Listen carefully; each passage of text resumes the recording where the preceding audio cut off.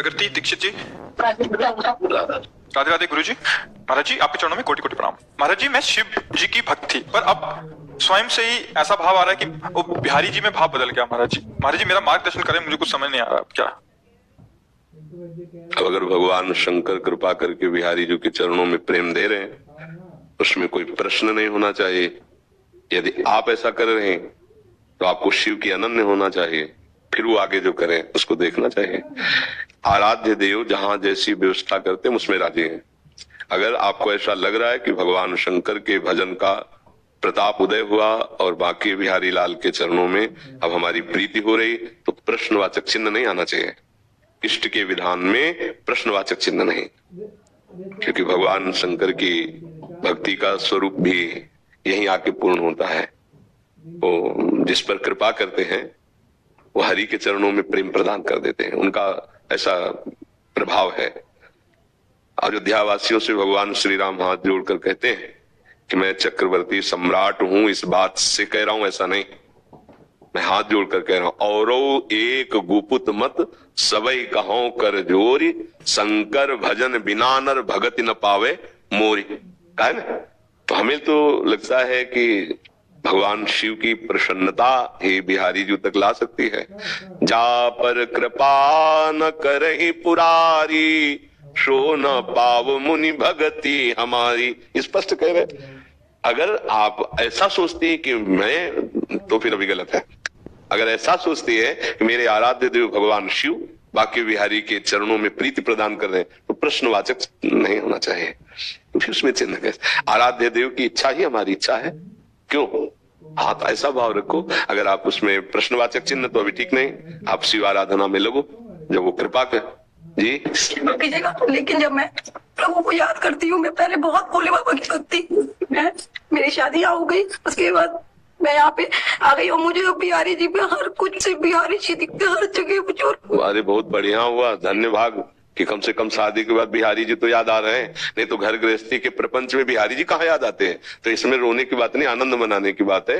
भगवान शंकर की ही कृपा से ऐसा है। और आनंद पूर्वक नाम जप करो, भजन करो, अच्छे आचरण करो। बिहारी जी के होने का मतलब यही है कि हमारे अच्छे आचरण हो, भजन बने, सास ससुर पति परिवार की सेवा करें। बिहारी जी की छवि विराजमान कर ली और पति को ड्यूटी जाना है तो हम पूजा खोले बैठे हैं, ये भी नहीं होना चाहिए।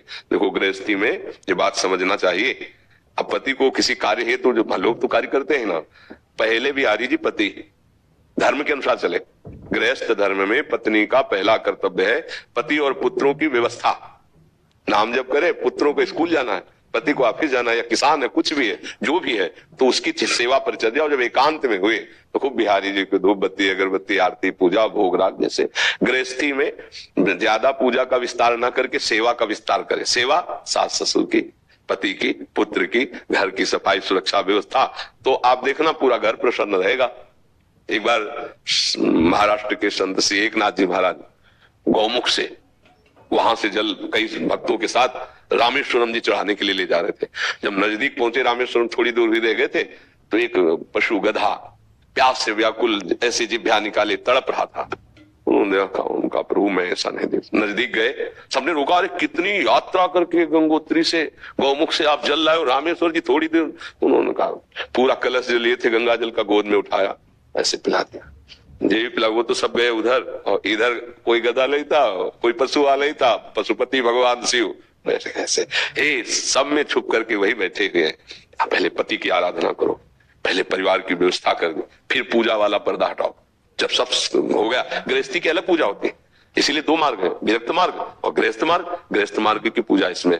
अब जो वयोवृद्ध जन है उनका अपमान करे, मंदिर में जाकर लड्डू को भोग लगावे मोतीचूर के, ठाकुर जी पाएंगे क्या? क्योंकि ठाकुर जी उन्हीं में तो बैठे जिनका अपमान करके आ रहे हो। अब ये बातें समझी नहीं जाती।